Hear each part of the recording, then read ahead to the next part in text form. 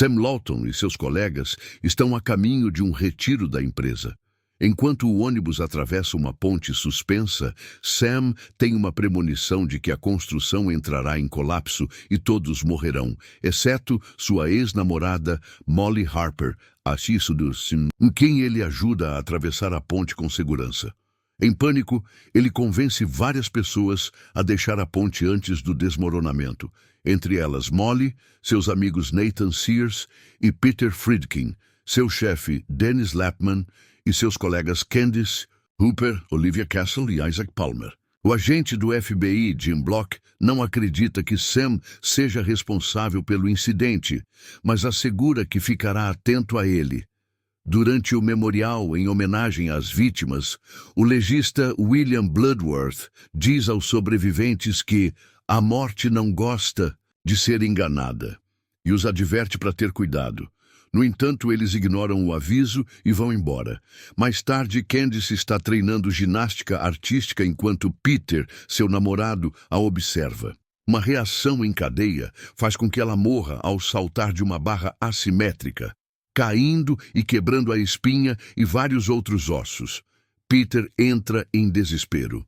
No dia seguinte, Isaac vai a um spa chinês para fazer uma sessão de acupuntura, mas é morto quando uma escultura do Buda cai em sua cabeça. Bloodworth diz aos sobreviventes que para enganar a morte, você deve matar alguém que não estava destinado a morrer na ponte e, assim, ficar com o tempo de vida restante dessa pessoa. No mesmo dia, Olivia vai a uma clínica oftalmológica fazer uma cirurgia refrativa para tratar de sua miopia. Quando o médico se afasta, o laser tem um mau funcionamento, queimando os olhos e as mãos de Olivia. Sam e Molly chegam para salvá-la, mas ela tropeça, cai pela janela em cima de um carro e morre. Algum tempo depois, Sam descobre que os sobreviventes estão morrendo na ordem em que morreriam na ponte e conclui que Nathan será o próximo. Na fábrica, Nathan acidentalmente mata Roy Carson, seu colega de trabalho, durante uma discussão, ao empurrá-lo na direção de um gancho para elevação de cargas, que o empala pelo queixo. Nathan informa isso aos demais sobreviventes e estes deduzem que ele tomou a vida restante de Roy ao matá-lo e, portanto, deve estar seguro agora. Quando Dennis chega para questionar sobre o incidente, uma chave inglesa é bruscamente lançada por uma lixadeira e atinge violentamente a cabeça dele, matando-o. Naquela noite, Sam e Molly se encontram reservadamente em um restaurante. Peter, que tornou-se instável após a morte de Candice, aparece e revela que matará Molly para ficar com a vida dela. Depois que ele saca uma arma, Sam e Molly correm para a cozinha. Do lado de fora, o policial Block ouve os tiros e, ao entrar no restaurante, é morto por Peter.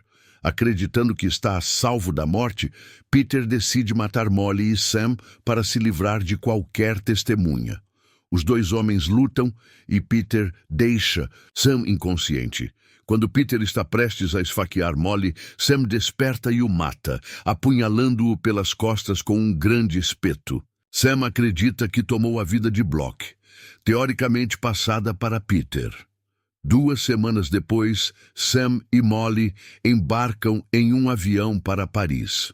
Enquanto tomam seus assentos, ocorre uma briga entre 2 passageiros, Alex Browning e Carter Horton, revelando que aquele é o voo 180 e que todos os eventos anteriores ocorreram em abril de 2000. Na decolagem, Sam fica sabendo que Alex teve uma visão do desastre aéreo, mas é tarde demais e ele e Molly morrem quando o avião explode. Em um bar próximo ao aeroporto, Nathan descobre que Roy tinha um aneurisma cerebral que teria estourado a qualquer momento. Assim que Nathan percebe que ele ainda pode estar em perigo, o trem de pouso do voo 180 rompe o telhado e o esmaga. Diferente do primeiro filme da série, cujo enredo centra-se em adolescentes, a produção optou por um novo direcionamento em Final Destination 5, ao assumir que os fãs do longa-metragem original, lançado mais de 10 antes, Gostariam de ver algumas pessoas da faixa etária deles serem perseguidas pela morte. Assim, foi escalado um elenco diversificado em termos de idade, o que foi favorecido pelo fato de o roteiro apresentar todos os personagens principais trabalhando no mesmo escritório, com toda a dinâmica adicionada pela política desse ambiente profissional. O medo da morte é uma das questões mais comuns da humanidade. Misteriosa, por mais que haja fé em algo ou estudos científicos que aponte as suas peculiaridades, as dúvidas gravitam em torno da questão. Há a tanatologia, medo da morte, que priva determinadas pessoas de sair de casa, relacionar-se socialmente e trafegarem pelas vidas da depressão cotidianamente. Não chega a ser o caso dos personagens de Premonição, mas está próximo. A franquia, por mais desgastada que esteja na atualidade, flerta com esta temática interessante. Por que temos tanto medo de morrer? Dor, desapego aos elementos materiais, dúvidas sobre o nosso destino após o desfecho deste nosso ciclo? As questões são muitas, e como o assunto é rentável, os produtores da franquia decidiram investir em mais um filme. Cabe ressaltar, entretanto, que estas questões filosóficas sobre a morte não estão presentes diretamente no filme, mas são pontos suscitados numa reflexão de caráter interpretativo. O interesse da produção, diante de tantos desgastes, é mesmo chocar e ganhar dinheiro. Isso já basta. Quem precisa de novidade quando a sequência de abertura consegue surpreender depois de 5 filmes? Não chega a ser interessante como Premonição 2, a melhor abertura da franquia, mas é extremamente cuidadosa. Desta vez, jovens de uma empresa estão seguindo rumo a uma atividade quando um dos empregados tem a esperada premonição e surta. Todos precisam sair do seu lugar de conforto num ônibus que atravessa uma ponte.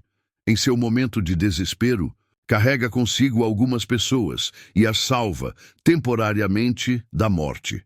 A pergunta que não quer calar: o que acontecerá depois? Já sabemos. A morte retornará para perseguir, de maneira implacável, os jovens ousados que burlaram os seus planos. A outra pergunta que não quer calar: como fazer tudo isso ainda ser interessante? Eis a receita: produzir a tal sequência de abertura com grau extremo de competência, chocar a todos, doses cavalares de grafismo nas mortes e desfecho criativo, coisa que os anteriores não conseguiram alcançar. As mortes, como em todos os outros momentos da saga, são coreografadas dentro da estética do excesso.